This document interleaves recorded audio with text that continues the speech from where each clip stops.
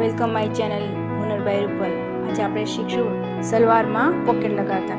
સૌથી પહેલાં આપણે 5.5-6 ઇંચની અડધો ઇંચથી માર્કિંગ કરી લઈશું। વિડીયોમાં દેખાડ્યા પ્રમાણે માર્કિંગ કર્યા પછી આપણે પોકેટની લંબાઈ લઈશું 13 ઇંચ અને એ રીતનો શેપ આપી દઈશું। પહોળાઈ લઈશું 6.5 ઇંચ અને લંબાઈ લઈશું 13 ઇંચ। આ રીતનો આપણે પોકેટ જેવો શેપ આપી દઈશું। ત્યાર પછી જે આપણે માર્કિંગ કર્યું છે ત્યાં આપણો હાથ છે એટલી જગ્યા રાખવાનું છે, 5.5-6 ઇંચનો રાખી શકો તમે લોકો। અને એના પર આપણે સ્ટીચ મારશું। આવા નવા વિડીયો જોવા માટે હુનર બાય રૂપલને લાઈક કરો, શેર કરો અને સબસ્ક્રાઈબ કરો। સિલાઈ મારી નાખ્યા પછી એને તમે કટ આપી દો, બે ખૂણે એક કેમેરો થોડો સેટ કરી દો।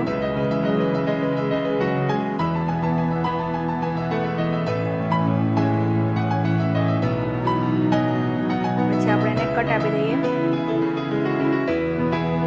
આરામથી કટ આપવાનું કે એક્સ્ટ્રા કાપડ કપાઈ ના જાય। અને પછી પલટાઈ નાખ્યું।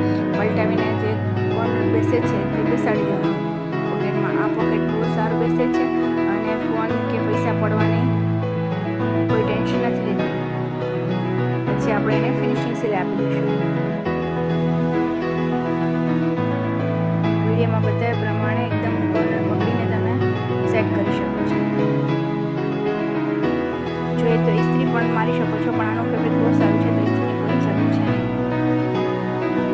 પછી ફિનિશિંગ સિલાઈ આપી દો તમે એકદાની જગ્યાએ છોડીને સ્ટીચ આપી દો। રેડીમેડ પેન્ટ પ્લાઝામાં બહુ જ નાના પોકેટ હોય છે તો મોબાઈલ રહેતો નથી, પૈસા પણ નથી રહેતા। આના માટે આપણે થોડો ડીપ ખીચો બનાવ્યો છે, ઊંડો ખીચો બનાવ્યો છે। આપણો એક પાર્ટ રેડી થઈ ગયો છે પોકેટનો। એવું જ બીજું સેમ ફેબ્રિક આપણે કટિંગ કરેલું છે એને આપણે સેટ કરી દઈએ।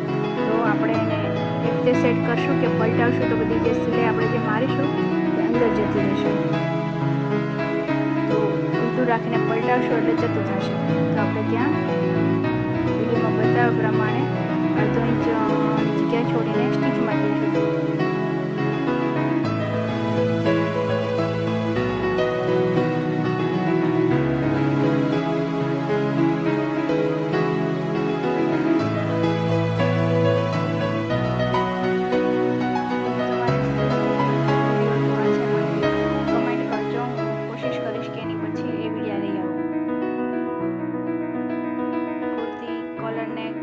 Plaza પેન્ટનો full video